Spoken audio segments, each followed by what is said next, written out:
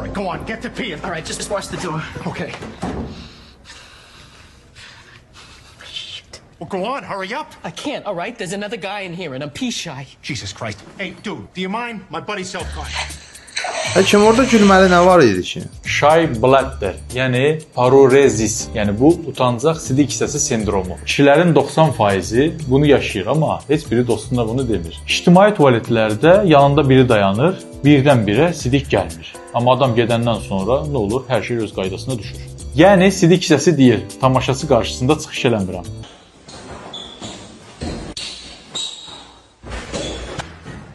Elmi izahına gələndə həyəcan və stres sidik ifrazını idarə edən əzələlərin boşalmasına mane olur. Bu bir xəstəlik deyil, çox insanda ola bilir və tək olmadığınızı anlayın.